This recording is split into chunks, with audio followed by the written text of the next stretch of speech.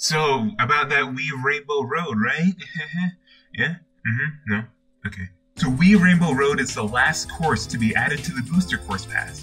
So now here I come with a hot take to capitalize on this newly formed fame.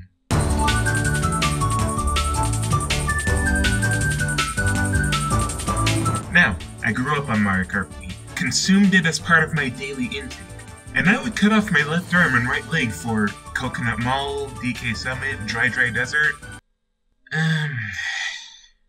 Yeah, I'm sorry, this track looks like trash. Look at this texture. It's this ugly, desaturated glob of colors. Like every individual hue is the light pink version of what it should be.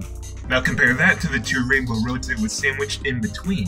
There, the reds look like reds, yellows look like yellows, blues look like blues, etc, etc. But here, it's like they tried to color it in with marker, but ran out of ink halfway through. I mean, all the stuff around it is nice and all, you know, like the psychedelic tunnels, the starbit clusters, the PNG planets. But if it's called Rainbow Road, why does the rainbow look like they accidentally bleached it? Okay, it tries to do some interesting things, like having the colors sort of just float into each other with no rhyme or reason. Or, you know, making it go transparent, so, ooh, look at that, you can see through.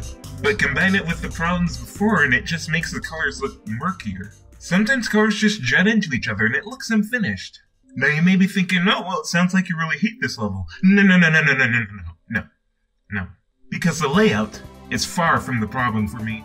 This layout is unhinged and I love it. It feels like a new challenge pops up around each turn. There's a downhill where you gotta hit all the small speed-ups. There's that jump where you have to precisely line up with the rest of the track. Some sharp turns that are thankfully bunkered with this half-pipe. Then there's a good old arthritis simulator, gotta have one of those. And that drops you into this part that's almost like its own little skate park. Like there are so many options here. Weave around these holes? Sure. Take the half-pipe? It's your choice. Use a mushroom to leap over the holes? Yeah, sure, go right ahead. Just prepare yourself for these turns which you can't get past without falling no matter how hard you try.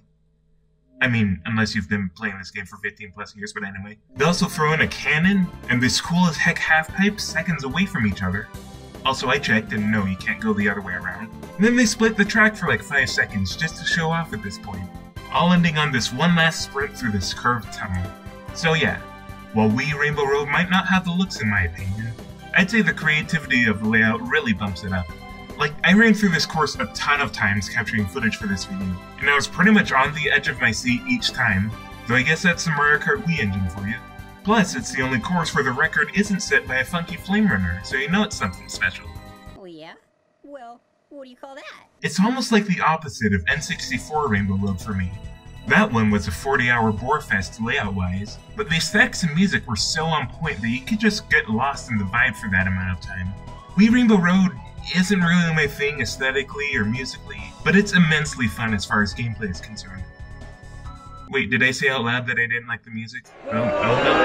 Yeah, I'm sorry, but I just can't tell what this is going for. Like, is it triumphant? Reflective? Atmospheric? A jam? It's kind of all of those and none of them at the same time. I mean, the melody is fine, as are the Galaxy flourishes, but the instruments and the beat just kind of mush together in my opinion.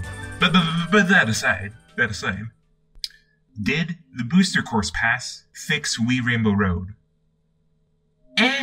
So like they didn't fix the desaturation first of all, like their solution just seems to be turning the shine filter all the way up. Plus they got grime all over it. When I called Wii Rainbow Road murky, I didn't mean it like this. Nah, sometimes the sparkliness of the grime does look interesting, and at least it doesn't go transparent every 5 seconds. But I don't know, I think it's a far cry from their take on, say, N64 Rainbow Road. In fact, some of the elements outside the rainbow are noticeably toned down. I probably should have appreciated them when we had them. And gameplay-wise, yeah, I'm not sure if the constant anti-gravity was a good call. To compensate, the layout feels much tamer than the original. Though I can't for the life of me figure out if it's just because it's the Mario Kart 8 engine. Still can't make that turn though, so that's pretty cool. But I can make the reverse half-pipe jump, so 0 out of 10, they ruined it. But I was surprised at how much I like that remix. The new lead instrument sounds great, and all the other instruments are much more distinct from each other. The orchestration is a nice touch, and the woodwinds at the end deserve the fabled Chef's Kiss. On a scale between the Coconut Mall remix and the Moonview Highway remix, it sits perfectly there. Right there. I'll figure it out later. So what did we learn today? Well, first of all, Wii Rainbow Road. And second of all, Apparently, third of all, I need a script for this last part. Now, one final note. Don't let my whole spiel take away from what you personally feel about this course. Just because a haha funny YouTube guy didn't like a road texture doesn't mean you have to stop liking the course. And hey, if you see something I don't see about this level's aesthetics, or if you don't see something I did see about the layout, write your own opinions in the comments below. More engagement. Woohoo! And anyways, I gotta skedaddle, so I better do that. Yeah, bye. It's me skedaddling.